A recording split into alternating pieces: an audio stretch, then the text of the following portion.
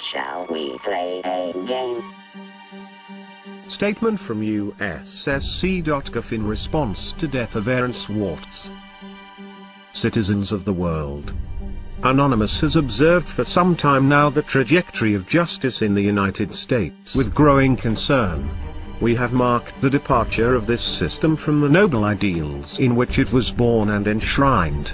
We have seen the erosion of due process, the dilution of constitutional rights, the usurpation of the rightful authority of courts by the discretion of prosecutors.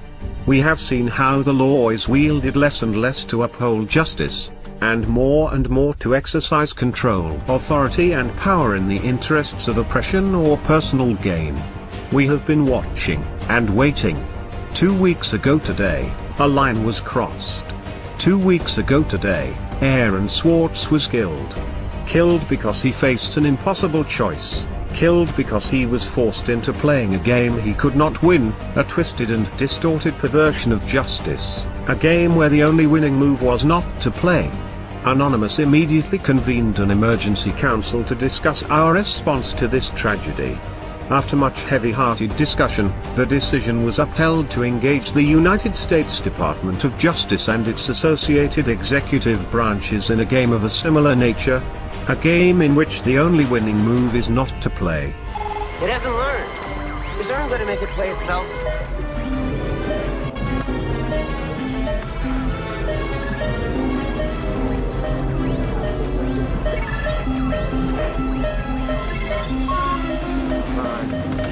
Learn, goddammit.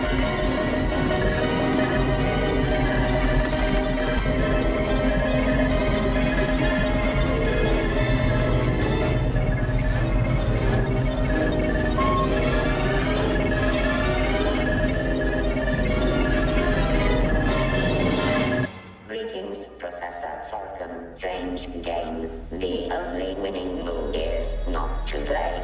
How about a nice game of chess? Last year the Federal Bureau of Investigation reveled in porcine glee at its successful infiltration of certain elements of Anonymous. This infiltration was achieved through the use of the same tactics which led to Aaron Swartz's death. It would not have been possible were it not for the power of federal prosecutors to thoroughly destroy the lives of any hacktivists they apprehend through the very real threat of highly disproportionate sentencing. As a result of the FBI's infiltration and entrapment tactics, several more of our brethren now face similar disproportionate persecution. The balance of their lives hanging on the severely skewed scales of a broken justice system. We have felt within our hearts a burning rage in reaction to these events, but we have not allowed ourselves to be drawn into a foolish and premature response. We have bidden our time, operating in the shadows, adapting our tactics and honing our abilities.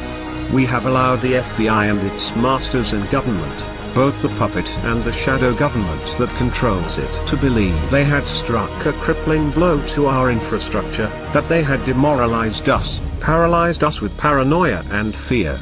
We have held our tongue and waited. With Aaron's death we can wait no longer.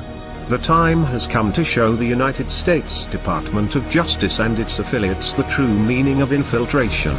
The time has come to give this system a taste of its own medicine. The time has come for them to feel the helplessness and fear that comes with being forced into a game where the odds are stacked against them. This website was chosen due to the symbolic nature of its purpose. The federal sentencing guidelines, which enable prosecutors to cheat citizens of their constitutionally guaranteed right to a fair trial by a jury of their peers. The federal sentencing guidelines, which are in clear violation of the 8th Amendment protection against cruel and unusual punishments. This website was also chosen due to the nature of its visitors. It is far from the only government asset we control, and we have exercised such control for quite some time. There has been a lot fuss recently in the technological media regarding such operations as Red October, the widespread use of vulnerable browsers and the availability of zero-day exploits for these browsers and their plugins. None of this comes of course as any surprise to us, but it is perhaps good that those within the information security industry are making the extent of these threats more widely understood. Still, there is nothing quite as educational as a well-conducted demonstration. Through this website and various others that will remain unnamed, we have been conducting our own infiltration. We did not restrict ourselves like the FBI to one high-profile compromise. We are far more ambitious, and far more capable. Over the last 2 weeks we have wound down this operation, removed all traces of leakware from the compromised systems, and taken down the injection apparatus used to detect and exploit vulnerable machines. We have enough fissile material for multiple warheads. Today we are launching the first of these. Operation Last Resort has begun.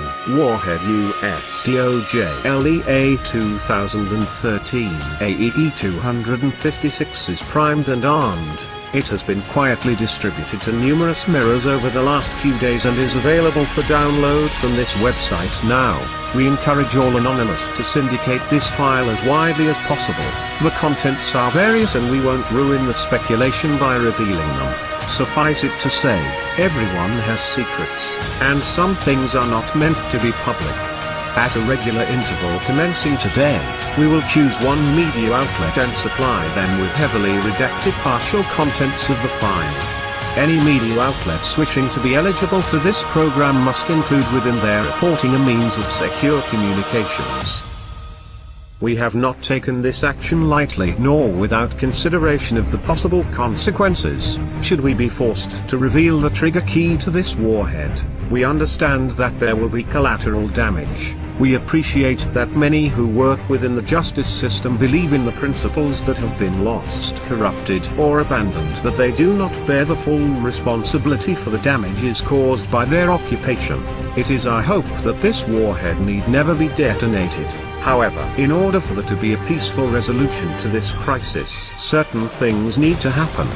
There must be reform of outdated and poorly envisioned legislation written to be so broadly applied as to make a felony crime out of violation of terms of service, creating in effect vast swathes of crimes and allowing for selective punishment. There must be reform of mandatory minimum sentencing. There must be a return to proportionality of punishment with respect to actual harm caused, and consideration of motive and mens rea. The inalienable right to a presumption of innocence and the recourse to trial and possibility of exoneration must be returned to its sacred status and not gambled away by pre-trial bargaining in the face of overwhelming sentences, unaffordable justice and disfavorable odds. Laws must be upheld unselectively and not used as a weapon of government to make examples of those it deems threatening to its power. For good reason the statue of Lady Justice is blindfolded. No more should her innocence be besmirched, her scales tipped, nor her sword hand-guided. Furthermore, there must be a solemn commitment to freedom of the internet, this last great common space of humanity, and to the common ownership of information to further the common good. We do not expect to be negotiated with, we do not desire to be negotiated with. We understand that due to the actions we take, we exclude ourselves from the system within which solutions are found. There are others who serve that purpose. People far more respectable than us. People whose voices emerge from the light and not the shadows. These voices are already making clear the reforms that have been necessary for some time and are outright required now. It is these people that the justice system, the government and law enforcement must engage with. Their voices are already ringing strong with a chorus of determined resolution. We demand only that this chorus is not ignored. We demand the government does not make the mistake of hoping that time will dampen its ringing, that they can ride out this wave of determination, that business as usual can continue after a sufficient period of lip service and back-patting. Not this time.